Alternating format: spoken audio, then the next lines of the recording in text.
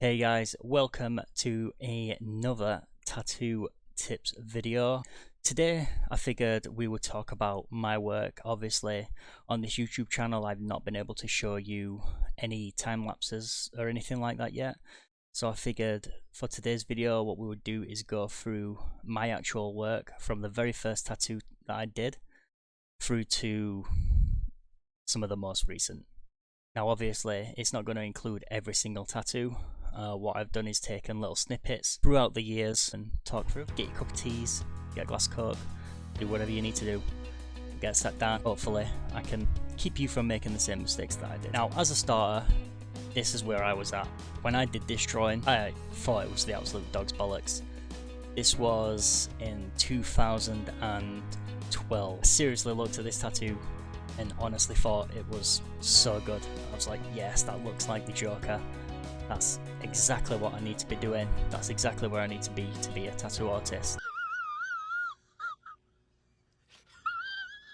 Now, I would highly recommend not going to a studio if you're looking for an apprenticeship and turning up with this, because you're just going to get laughed out of the studio basically. So yeah, this is where I started. Like, I thought I was the dog's bollocks, man, when I drew this. I thought it was so good. Like, I think I literally used one pencil and then just a blending stub. I thought the lips were mint, like I did the lips. I thought, I loved them. Like, looking back now, it's just so terrible. Like, you really wouldn't come into a studio with this caliber of drawings in a portfolio and think that you're going to get an apprenticeship, because you're not. Especially these days as well, the caliber of artists has just got way better, way better. But yeah, this is my start. These are my humble beginnings. Looking back now, it's funny, you know. Like, I can't see the face, like the shape of the face. Like, God knows what I was thinking around this part here. And the hair, man. Like, oh yep, I'll just put a few bit darker shading, a few lines, and a few squiggles. Job done. Like I did Jack Nicholson Joker drawing once. It was a lot better than this. It was after a few months of really practicing, but it was still terrible. Let's move on to the first tattoo. My very first tattoo. Yep, it's on me, and I really don't know what to say about it, to be honest. Like, it's my first tattoo, so I'm like, and I've still got it to this day, and I will never get rid of it. It's so meaningful. It's just such a meaningful tattoo that I can't get rid of it, even if I wanted to get rid of it. What happened was, I bought a tattoo machine. I bought a pink dragonfly machine. Had absolutely no idea what I was doing. No idea at all. I didn't know machine setup. I didn't know volts. I didn't know anything about give. The only thing I knew how to do was put a needle in a tube, put a slight bend in it, and then just use the bar that was on the dragonfly to hold the needle steady in the tube. That's the only thing I knew. When it comes to doing the tattoo, everything was wrong. And like I said, I didn't know what I was doing with the machine. I literally bought the machine, got a few pointers, then just went away. I can't even remember what volts I was running the machine at. I really don't know what to say about it, to be honest. Like, this is where I started. I had stenciled the tattoo, but I put the stencil on while I was sat down. Ha! Gay! So when I stand up now, the tattoo's also lopsided. But as you can see, I could not put a line in for shit around this bit here. I tried to line around it, and then it didn't go in, so then I tried to line around it again and just went way off. Same with this bit over here. I lined it, line didn't go in. I tried to line on top of it and completely missed. But I was using a bigger tube. What I think I was doing, I was using a 3 in like a 5 tube maybe. One thing that I knew not to do is to go too deep, so what I was doing is I was running the needle off the tip. But because the tip was so big and the needle was so small, I could not see for shit. Surprisingly, it was a lot less painful than I thought when I first did this. What I think that is, though, is for the fact that I was trying so hard not to fuck up on myself, that I completely blanked out all the pain, really. But yes, that is the first tattoo in all its glory. I was so proud of this, and I'm still proud of this today. this is where I started from. As soon as I did the first line on this, I was hooked. Like, tattooing had got me straight away as soon as I did it. But that is, yeah, the first tattoo. Look at that. Look at the circle around here. Jesus Christ. I have even missed the whiskers off the other side of the face. Probably because I lost my stencil, I don't know. That's where we all start from, dudes. At this point I was tattooing from home as well, which is not a good idea at all. If you can get into an apprenticeship, definitely do that. That is the way to go, and you will get a lot more respect in the industry by doing it that way. But not only that, you also don't make the mistakes that you make when doing it from home.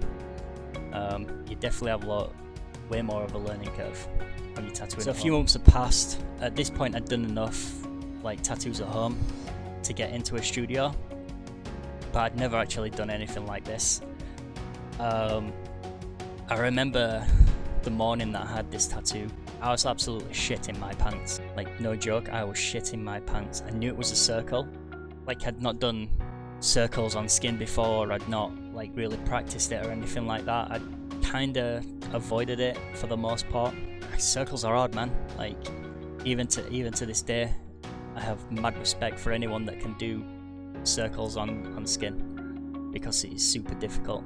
But yeah, I was absolutely shitting my pants. Because I was shitting my pants that much, I kind of talked myself out of the tattoo.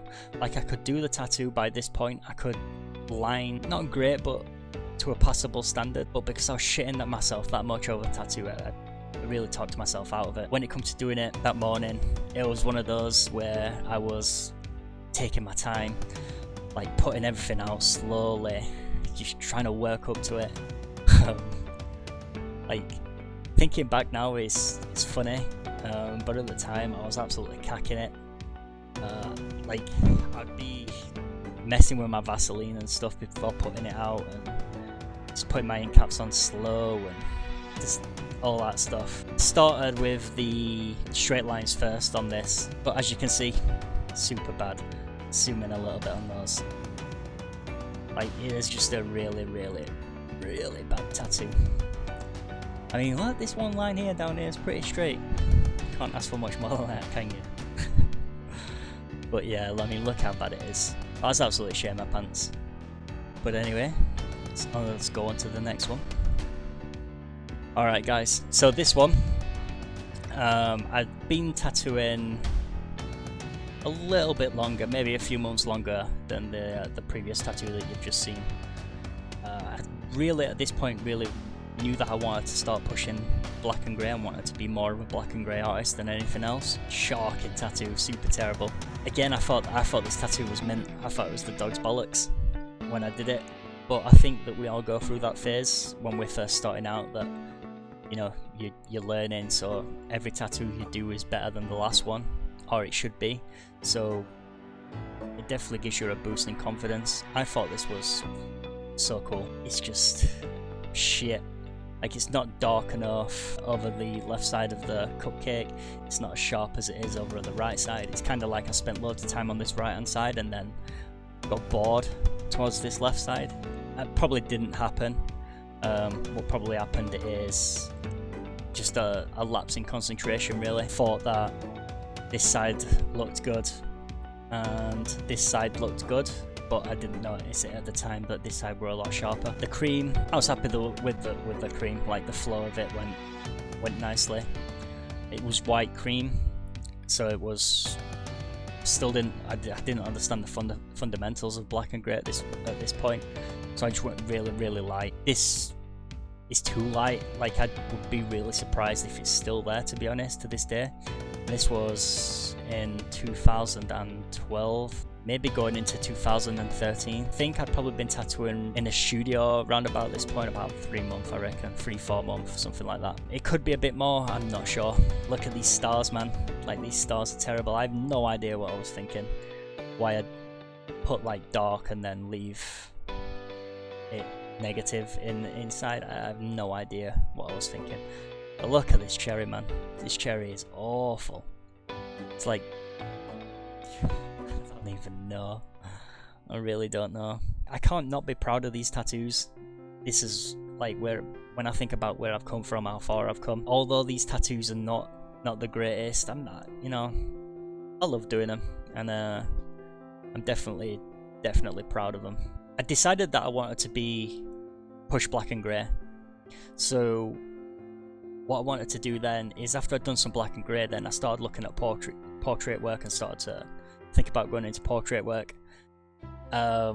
This is what I did to get into portrait work. What I started doing was to go into horror portraits first. The reason I did that is because if you make a mistake in a horror portrait, it's not as detrimental. Like, it's not going to ruin the whole portrait. Odds are, depending on what you're doing, the person that you're tattooing and all your peers and all the people in the public may not even notice it. Only you may notice it. So it's a lot easier to hide mistakes. So what I wanted to do was start with horror portraits like this to progress into regular portraits.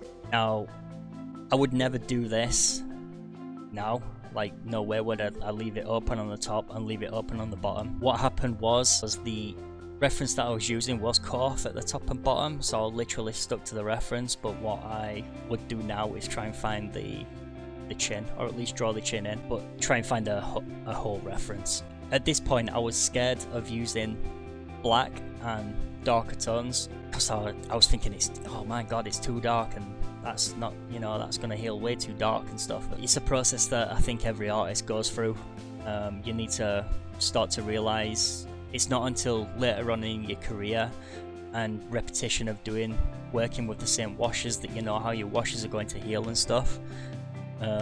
So at this point, I didn't know how my washes were going to heal. I was just going off of a fresh tattoo, which is not the way to do it. And again, I was proud of the tattoo, but the nose is so off. Like, the nose needs to be darker, it needs to transition a lot better. I lined around the teeth. I think I lined with like dark or black wash even, and that is a no-no. If you're going to use a liner on teeth, definitely a lighter wash works a lot better. I really love this eyebrow. Like, out of the whole portrait, this eyebrow was the one that I was like, yeah. Like, the shading around the muscle on the forehead into the eyebrow, I was like, oh my god, that is sick. That is very good. But again, all this still feel too light. Possibly could have been a little bit overworked. I'm not sure. I don't ever recall seeing it healed, so I wouldn't know. At this point, I really thought that my tattoos had really took a turn. This was the very first portrait that I ever did, period.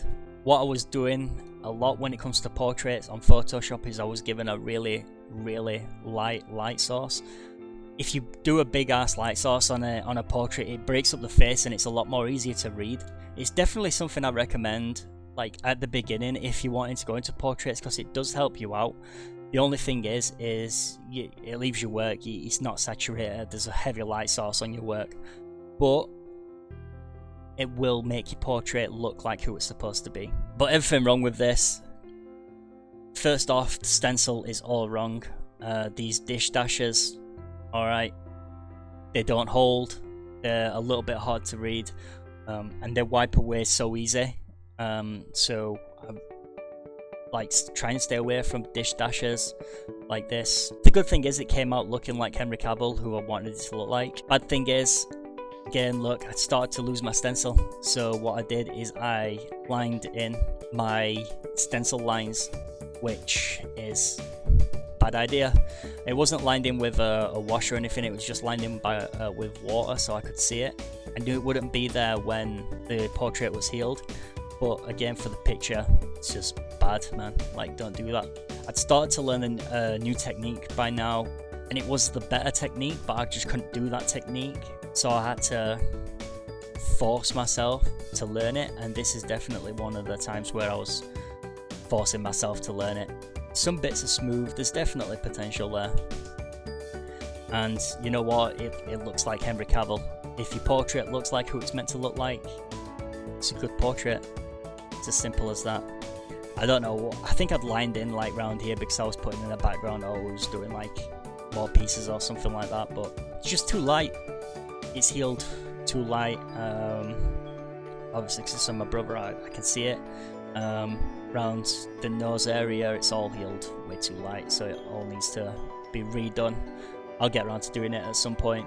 On to the next one, which is a Sweeney Todd. It was the first time I'd experienced proper irritation on the skin, and it was really off-putting. Dealing with irritation in black and grey, if you've never dealt with it before, is really scary, because you can't see your tones. It looks like your tones aren't going in smooth. It is horrible to work with. You only get better at it by, dealing with it more and more, to a point where it's not even a problem anymore. It's one of those things where you wake up in the morning, you proper looking forward to the portrait, and you can't wait to do it, but then as soon as you sit down to do it, this happens, and it fucking puts a dampener on your whole day, man. But we got through it, and you'll often find that the people whose skin go like this often heal the best. It's weird, but it does often heal the best. I've seen this tattoo healed, and it's alright, man. The only thing I'd start to do is to saturate more with my black and grey, so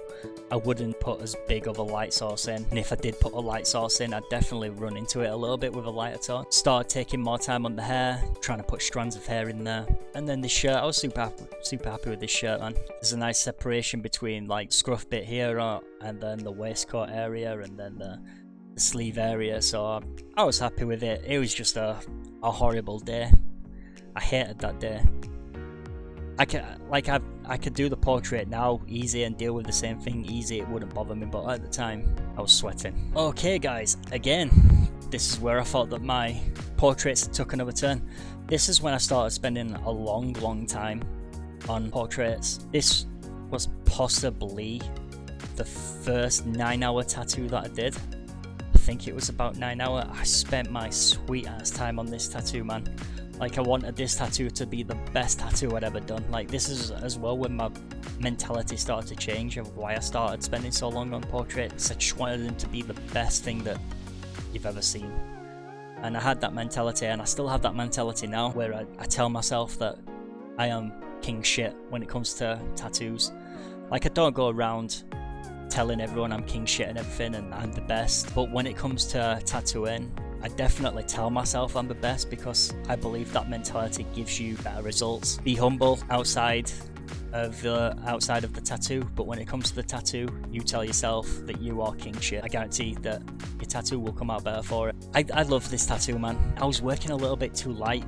I was scared of black, but I wasn't scared of black. I don't know if that makes sense. Like, I was using black, but I wasn't putting enough black in. Looking back, man, you can't define the nose. The beard's hard to define a little bit. That needs to be brought out. The shadows need to be brought out. Forehead around the top definitely needs to be sharpened up. All the clothing needs to be sharpened up. And it wasn't that smooth. It's not that smooth. As you're looking at it, you can see that it doesn't start out smooth here, but then it starts to get smoother as you work further up the leg. That's because the skin down at the bottom next to the ankle is tighter, and at this time I didn't really know too much about how to tattoo on tighter skin to keep it just as smooth. But I love the tattoo, man. She loved the tattoo, which is nice. But first 9 hour, I loved it. I shared this tattoo everywhere, man. Like, this is the tattoo that I went back to for like Facebook profile pictures and Instagram profile pictures and stuff like that. Like, I fucking loved it. I'd love to do this one again. I'd definitely love to do this one again. Okay, now we have Twisty the Clown. Now, I've never felt pressure like it when I did this. The guy that got the clown tattoo done by me was working on a clown leg sleeve. Guy that was getting the tattoo had gone to previous artists that were really good, man. Really good. I'd really do again. I believe this is another turn in my work. Gonna step up, should I say. I spent ages on the mouth. The blends down the bottom definitely could be better. Definition of the nose needs to be better. The eyes. I think at this point I'd started going a little bit too dark. I think I'd got like a mindset of black, but then I was going too dark with things, and I was using black too much. So there's definitely a balance that needs to be found. Around the head, make it sharp with the side of my mag, or a line if I'm doing a background or something like that. But the hair, that could be done a lot better into actual strands. Use probably a single liner or something like that at the side of it for some single hair strands and stuff. Oh, just little things. More white in the eye, put highlights in the eyes just to make those pop a little bit. I got white in the teeth to make those pop, but yeah. All in all, I was happy with it. At this point, like, I'll look back now at this tattoo and I'd be like, if I didn't do this tattoo and I just saw this tattoo, I'd definitely look at it and be like, yes, decent. So I'm glad I did a decent enough job on him, because like I said, he had some really nice work by another artist, and I didn't want to fuck his leg up. Okay, here we are with a dog portrait. At this point, I'd started using flats, be like a 9 flat, to start putting in like fur and stuff, strands of fur. Love the eyes, man. Like, I've always loved the eyes on this portrait, and any dog portrait that I do, the eyes really seem to pop. At this point, I'm pretty comfortable with black. I can use black fine. It's nice and smooth. I'm not sure what I was doing about the background. I was just experimenting probably, but nose is nice. If you zoom in, there is details in there, like little cracks and stuff that are in the nose. I mean, I definitely love this portrait. If I was to do it different, it's hard for me to say because I haven't got the reference in front of me, but define the fur a little bit more, put some detail on top of the nose, like coming down this way. Fur's there, but it's short, so what I would probably do is just use like a 3-liner that's running really slow and just run it over the top.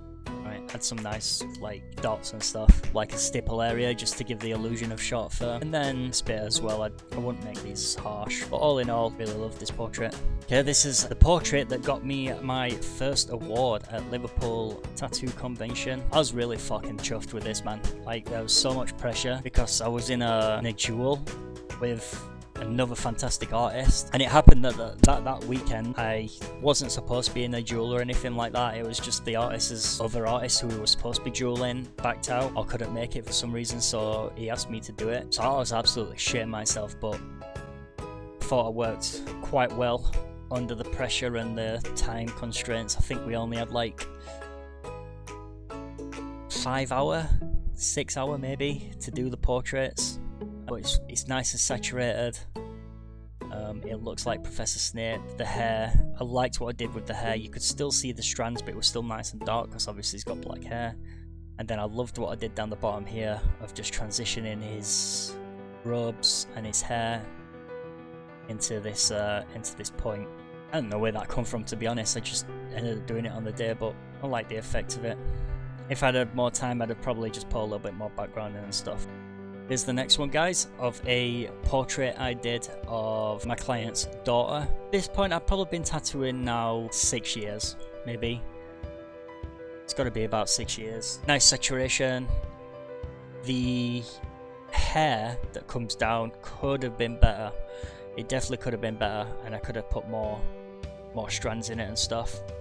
Same with the top of the head, where it's if you see over here, it's just a white line. I definitely could have put that in. Made the bow a lot sharper. Since this portrait it healed fine. There's the correct amount of tone in it to make it last. Some nice contrast between the hair and the face to make it all stand out. So I was pretty happy with it. This was to date probably one of the longest tattoos that I'd done. I think we ended up finishing at like 2 o'clock in the morning or something like that. I did this, I was so happy with this, so happy with it. It's just super smooth. I got as much detail in as I possibly could that I could see on the reference. It's nice and dark, the black transitions nicely into the skull. The eye sockets maybe could have been just a little bit darker, but not much. A few little needle drags up top of here, but you can't really see those now it's healed anyway. So I'd have probably now done the background a little bit different than what I started doing here. Down the bottom, I just roughed it in. I knew I was going black, so I didn't need it to be neat or anything. But yeah, I'd have probably done the background a little bit different, but probably looking at it, just define this nose edge.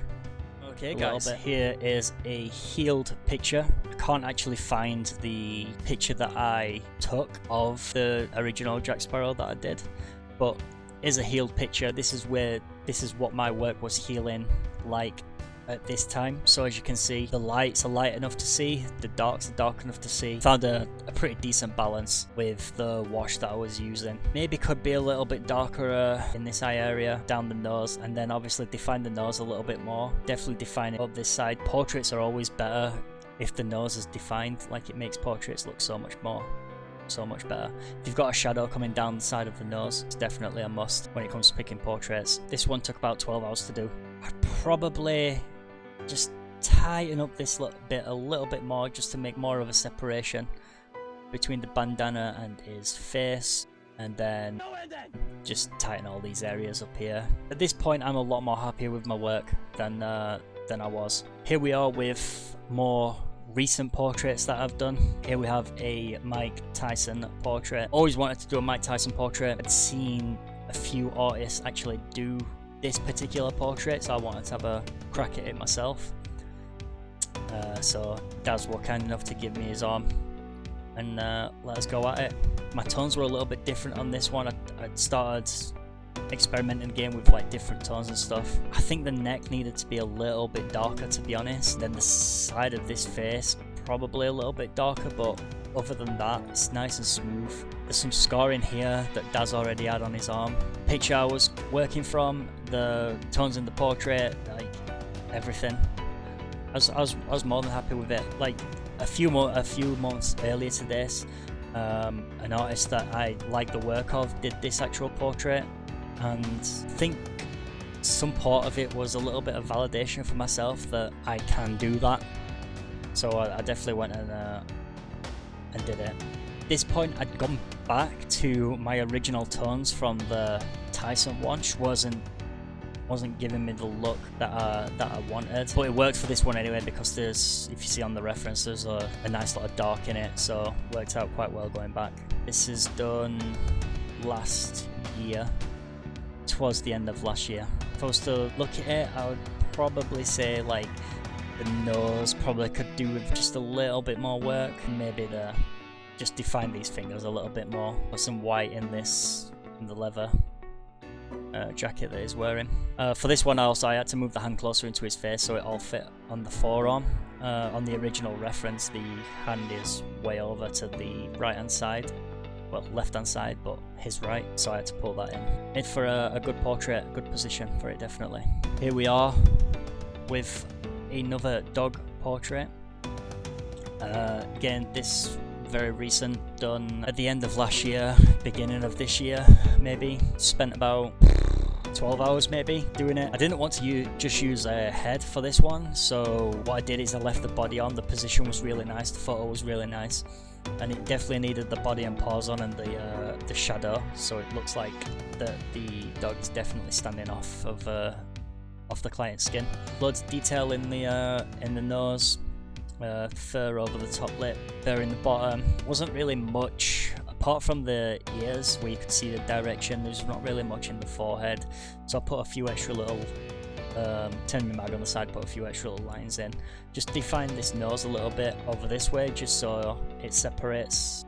I used to struggle with like whiskers and stuff. I definitely used to struggle with whiskers, but the reason I struggled with whiskers is because I was too lazy to put them in, and then when it comes to putting them in, it just used to annoy me. Now, as time goes on, you know, you learn from your mistakes and stuff.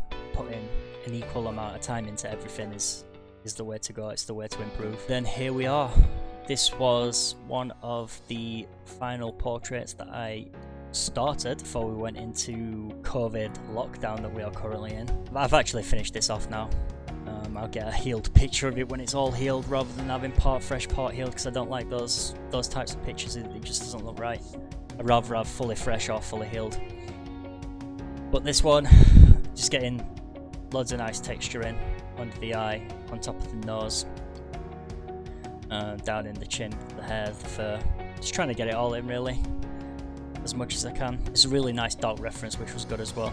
And we've got his son's name on the underneath. That's it, guys. That is me I'm sorry it's been a long ass video, not as long as it's going to take me to edit it, let's not forget that. Progression, guys, like looking at where you are, it's always good when it comes to anything to concentrate on where you're at and what you are doing rather than looking to the future or something. And when it comes down to the actual portraits or whatever piece you're doing itself, definitely think about just be in the moment with it.